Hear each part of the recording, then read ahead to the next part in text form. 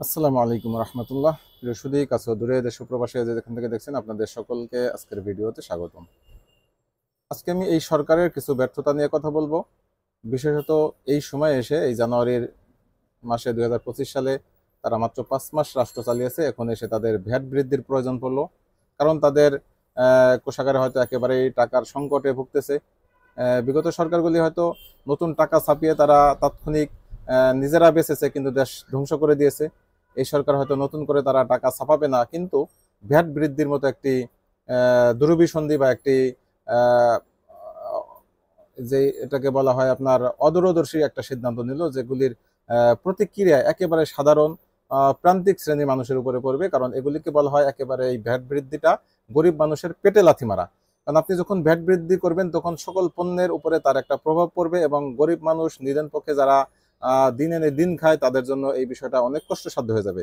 আমি এই ভ্যাটের বিষয়টা নিয়ে যদি প্রথম আলোর রিপোর্টটা পড়ি, 12ই জানুয়ারি 2025 সালে প্রথম আলো রিপোর্ট করেছে, শুল্ক কর বাড়ায় পকেট থেকে যাবে 12,000 কোটি টাকা। অর্থাৎ এই 12,000 কোটি টাকা জনগণের পকেট থেকে কাটা হবে। এটা অবশ্যই গরিবের পেটে লাথি মারা হবে। কেন বলছি? কারণ যেই পণ্যগুলি তারা ভ্যাট বাড়াচ্ছে, যদি আমি একটু লিস্টটা দেখি প্রথম আলোতে, যে আপেল, মালটা, কমলা 1 কেজিতে আগে 101 টাকা ভ্যাট ছিল, এখন সেটা 116 টাকা হচ্ছে। এরপরে বিস্কুট 60 টাকার টোস্ট, আগে 4 টাকা 20 পয়সা ছিল, এখন সেটাকে 9 টাকায় দাঁড়াচ্ছে। এলপি গ্যাস 12 কেজিতে আগে 95 টাকা ভ্যাট নিত, এখন 102 টাকা ভ্যাট নিবে।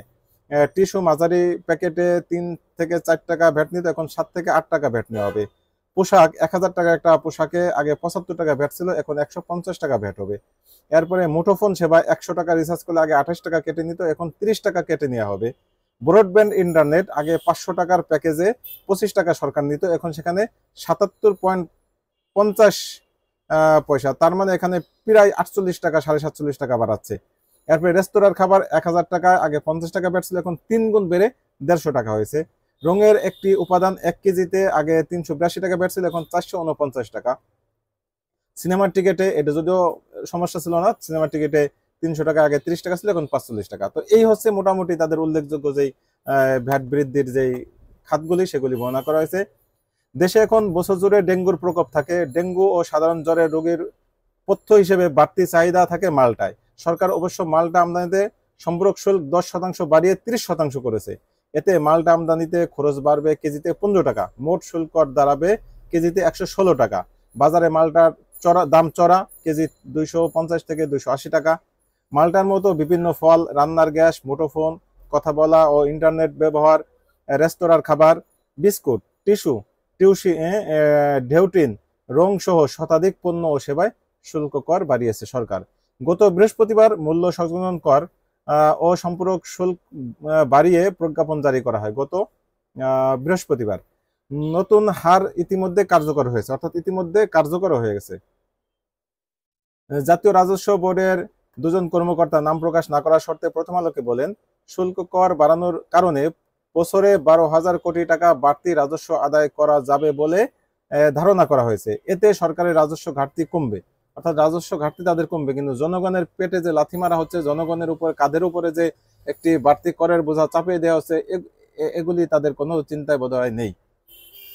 মানে হলো এই 12,000 কোটি টাকা মানুষের পকেট থেকে যাবে। যদিও 5ই জানুয়ারি এনবিআর এক বিবৃতিতে দাবি করেছে, নতুন করে যেসব পণ্য ও সেবার শুল্ক কর বাড়ানো হয়েছে সেখানে নিত্যপণ্য নেই। নিত্যপণ্য নেই, তাহলে এই ওষুধ, ফল ফ্রুট, এলপি গ্যাস, এরপরে টিস্যু, বিস্কিট, এগুলি নিত্যপণ্য নয় ওনাদের দৃষ্টিতে। তার মানে মানুষ এগুলি খাওয়া বন্ধ করে দিতে হবে। রেস্তোরাঁয় খাবে না, রেস্তোরাঁ এখন নিত্যপণ্যের জিনিস না এগুলি। ওনারা কি বোঝাচ্ছে আসলে? ওনাদের কথাবার্তা আর বাস্তবতা কখনোই এক মিলাইতে পারি না। তো এতে সর্বসাধারণের ভোগ্য পণ্যের মূল্য বৃদ্ধি পাবে না, মূল্যস্ফীতিতে প্রভাব পড়বে না। যদিও অর্থনীতিবিদরা বলেছে, ফল, মুঠোফোন সেবা, ইন্টারনেট, টিস্যু, রান্নার গ্যাস, পোশাক, রেস্তোরাঁর খাবার ইত্যাদি এখন জীবনযাত্রার অনুষঙ্গ। এটার কোনোটাই, আপনি ইন্টারনেটকে এখন আপনি বলবেন এগুলি খুব বেশি নয়, মানে নিত্যপণ্য নয়। অবশ্যই এটা এখন নিত্যপণ্য। এখন এগুলি কোনো ইয়ের কোনো শৌখিন কোনো পণ্য এগুলি নয়। আগের মতো যে শৌখিন পণ্য ছিল, যে একটা গ্রাম বা একটা এলাকার ভিতরে একজন নেট চালাইতো, বাকি সবাই নেট চালাইতো না। এখন প্রত্যেকটা ঘরে ঘরে, প্রত্যেকটা বিল্ডিং এ যতগুলি ফ্ল্যাট থাকে, বলতে গেলে প্রত্যেকটা ফ্ল্যাটে এই ব্রডব্যান্ড কানেকশন আছে, অতএব এগুলি এখন নিত্য পণ্যের পর্যায়ে চলে গেছে। আপনি এগুলি ভ্যাট বাড়াইলে অবশ্যই সকল স্তরে মানুষের উপরে এর একটা প্রভাব পড়বে। যদিও অর্থনীতিরা বলেছে ফল, মুঠোফোন, সেবা, ইন্টারনেট, টিস্যু, রান্নার গ্যাস, পোশাক, রেস্তোরাঁ খাবার ইত্যাদি এখন জীবনযাত্রার অনুষঙ্গ। নতুন করে শুল্ক কর বৃদ্ধির মাধ্যমে ও নিম্ন মাধ্যম আয়ের মানুষের জীবনযাত্রায় চাপ বাড়বে। এছাড়া অনেক পণ্য ও সেবায় আগের থেকেই উচ্চ হারে শুল্ক কর রয়েছে, সেগুলোর উপর কর বাড়ানোর যৌক্তিকতা নেই। যেমন আপেল, মাল্টা ও কমলার মতো আমদানি করা ফলের উপরে 2022 সালে নিয়ন্ত্রণমূলক শুল্ক আরোপ করে তৎকালীন আওয়ামী লীগ সরকার। এখন বেশিরভাগ ফলে মোট কর ভাগ 136%। চিন্তা করা যায়, অর্থাৎ আপনি 100 টাকার পণ্য কিনলে 136 টাকা সেখানে ভ্যাট দিতে হবে সরকারকে, তারপরে এটার দাম পড়বে 236 টাকা, তারপরে আপনি আপনার লাভ, আনুষঙ্গিক খরচ টরচ দিয়ে তারপরে আপনি সেই পণ্যটা বাজারে বিক্রি করবেন। উচ্চ করের কারণে ফলের দামও চড়া। বাজারে 1 কেজি আপেল 300 থেকে 340, মাঝারি ও বড় কমলা 260 থেকে 320 এবং সবুজ আঙ্গুর 450 থেকে 460 টাকা কেজি দরে বিক্রি হয়। বাজার বিশ্লেষকরা মনে করেন বিদেশি ফলের চড়া দামের কারণে দেশি ফলের বিক্রেতারাও বাড়তি মূল্য আদায়ের সুযোগ পান। বাংলাদেশ ফ্রেশ ফুডস ইম্পোর্টার্স অ্যাসোসিয়েশনের সভাপতি সিরাজুল ইসলাম প্রথম আলোকে বলেন, রোগীর পণ্য এবং স্বাস্থ্যকর খাবার হিসেবে বিদেশি ফল একসময় গরিব ধনী সবাই খেতে পারত, তবে শুল্ক কর বাড়িয়ে বিদেশি ফল এখন ধনীদের খাবারে পরিণত করা হয়েছে। এখন আর গরিব মানুষকেও ফলের দোকানে আমি দেখতে পাই না, বাস্তবতা এটাই। কোন পণ্যে কত কর? পণ্যের উপর কর আদায় করা হয় শতাংশ হারে, ফলে কর কত হবে তা নির্ভর করে পণ্যের দাম, প্রতিষ্ঠানের ভ্যাট রিয়ায়েত নেওয়ার সক্ষমতা, উপকরণের মূল্য ইত্যাদি বিষয়ের উপরে। আমদানি করা পণ্যে মার্কিন ডলারের দাম কত ধরে শুল্কায়ন করা হয়, শুল্কায়ন মূল্য কত ধরা হয়, তার উপরও করের পরিমাণ নির্ভর করে। অবশ্য কাস্টমসের কর্মকর্তা ও সংশ্লিষ্ট খাতের ব্যবসায়ীদের সঙ্গে কথা বলে মোটা দাগে শুল্ক করের একটি ধারণা পাওয়া যায়। সাম্প্রতিক মূল্য ধরে দেখা যায় 1 কেজি আপেল, মাল্টা ও কমলার উপর মোট করভার 15 টাকা বেড়ে 116 টাকা। 12 কেজি একটি তরলীকৃত পেট্রোলিয়াম গ্যাসের করভার 60 টাকা বেড়ে 102 টাকা। বাজারে বিক্রি হওয়া 65 থেকে 70 টাকা দামের এক প্যাকেট ফেসিয়াল টিস্যুর করভার 4 টাকার মতো বেড়ে 7 থেকে 8 টাকা এবং 1000 টাকার পোশাক ও রেস্তোরাঁর খাবারের করভার 75 টাকা বেড়ে 150 টাকা দাঁড়িয়েছে। মুঠোফোনে 100 টাকা রিচার্জ করে কথা বললে এবং ইন্টারনেট ব্যবহার করলে সরকার এখন 2 টাকা বেশি নিচ্ছে, মোট নিচ্ছে প্রায় 30 টাকা। বাসায় যারা ব্রডব্যান্ড ইন্টারনেট ব্যবহার করেন তাদের 500 টাকার বিলের উপর মোট করভার 77.5 টাকা বাড়িয়েছে, আগে যা ছিল 25 টাকা। ইন্টারনেট সেবাদাতারা অনেক ক্ষেত্রে আগের ভ্যাট বাবদ 25 টাকা আদায় করতেন না।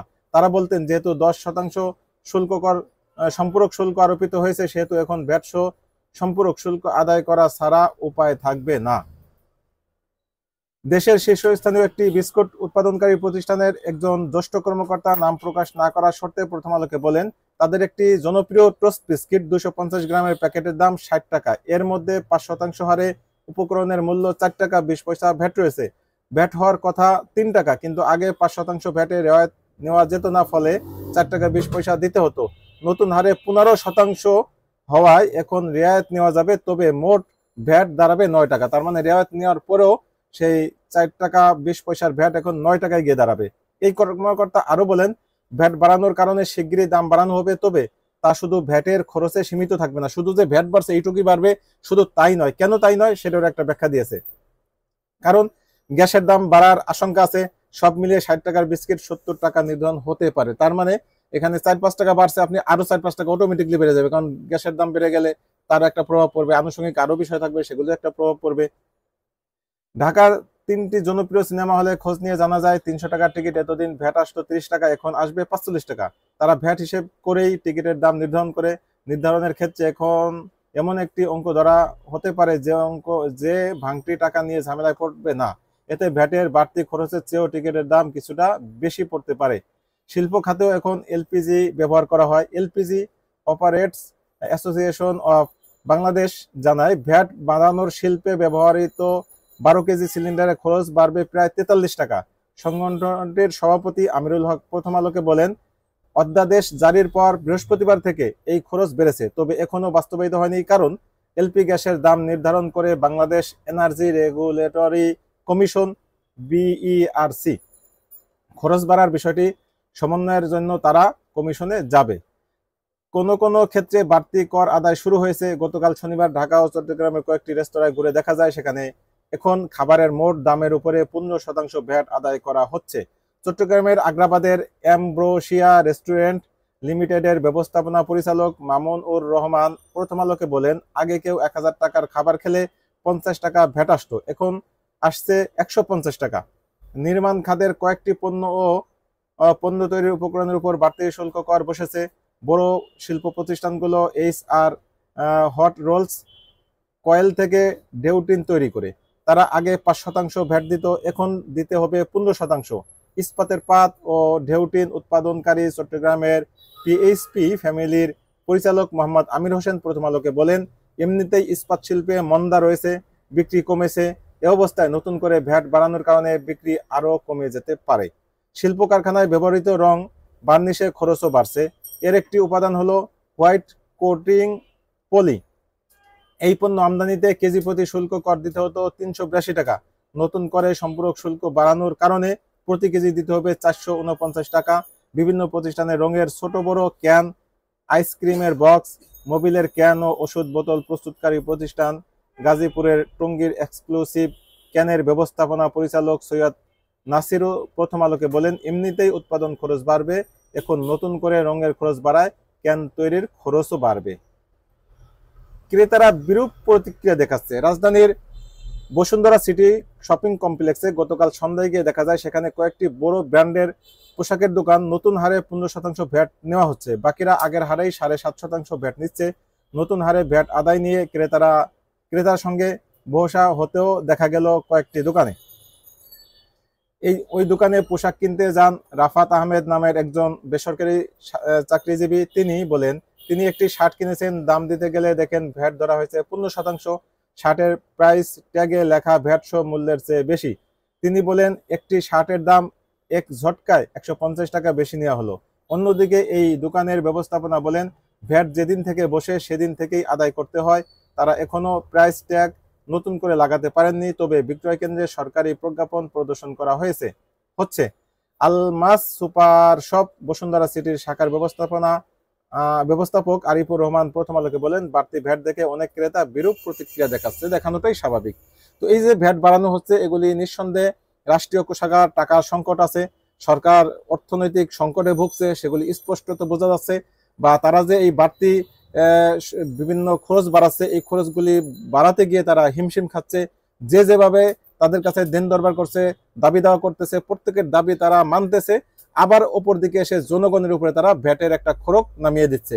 এখন তো আমার মনে হয় যে ওই সরকারি যেই কর্মকর্তারা এতদিন পর্যন্ত বিভিন্ন আন্দোলন করে তাদের বেতন বাড়িয়েছে, তাদের বিভিন্ন ধরনের সুযোগ সুবিধা বাড়িয়েছে, এখন বোধহয় জনগণেরও সময় এসেছে তারাও হয়তো রাস্তায় নামতে হবে, এই ভ্যাট যাতে বৃদ্ধি না পায়, বর্ধিত ভ্যাট যাতে কার্যকর না করা হয় এবং এগুলিকে যেন প্রত্যাহার করা হয়, সেজন্য বোধহয় এদেরকেও রাস্তায় নামার সময় হয়ে গেছে। অতএব এই সরকার সবকিছু বিচার বিশ্লেষণ করে প্রয়োজনে, আপনাদের যদি এতটাই অর্থ সংকট থাকতো, আপনারা তো রাজনৈতিক সরকার না, সরকার পরিচালনার কোনো দক্ষতা আপনাদের নেই, তাহলে আপনাদের উচিত ছিল রাজনৈতিক শক্তিদের সাথে, রাজনৈতিক যেই দলগুলি রয়েছে তাদের সাথে আলোচনা করা, যে এখন এই সংকট কিভাবে আমরা উতরিয়ে উঠতে পারি। আপনারা অনেক বিষয় নিয়ে আলোচনা করতেছেন তাদের সাথে, কিন্তু এই বিষয় নিয়ে আলোচনা করলে আপনাদের মহাভারত শুদ্ধ হয়ে যেত না, বরং আপনাদের একটি ভালো উত্তম পন্থা আপনারা বের করতে পারতেন, যেই পন্থার কারণে লাঠিও ভাঙতো না, সাপও মরতো, অর্থাৎ আপনাদের সমস্যাও দূর হতো, আবার জনগণের উপরে ভ্যাটের বোঝাও চাপাইতে হতো না। অতএব সবকিছু করার আগে ভাবতে হবে, করে ভাবলে কোনো কাজ হবে না। এখনো সময় রয়েছে। সরকার যদি সহজেই বোঝে তাহলে ভালো, যদি না বোঝে তাহলে সরকারেরও দুর্গতি আছে, জনগণেরও দুর্গতি আছে। আমাদের এমনিই সামগ্রিক বিষয় আমরা হিমশিম খাচ্ছি আমাদের জীবনযাপন করতে, সেখানে এই ভ্যাটের বোঝাটা আমাদের উপর আসার কারণে আরো আমাদের জীবনযাত্রার মান আরো নষ্ট হবে এবং আরো কষ্টসাধ্য হয়ে যাবে আমাদের জীবন পরিচালনা করতে। এজন্য আমি সরকারকে আহ্বান করব, আপনারা এখনো সময় আছে, এই ভ্যাটের যে সিদ্ধান্ত নিয়েছেন সেগুলি প্রত্যাহার করে বরং সকল কিছু বিচার বিশ্লেষণ করে বরং সরকারি যে কর্মকর্তাদের বাড়তি যে সুবিধা দিয়েছিলেন, প্রয়োজনে সেই সুবিধা পুনর্বিবেচনা করুন। অন্যান্য আনুষঙ্গিক যে খরচগুলি আপনারা বৃদ্ধি করেছিলেন সেই খরচটাও কমিয়ে আনুন।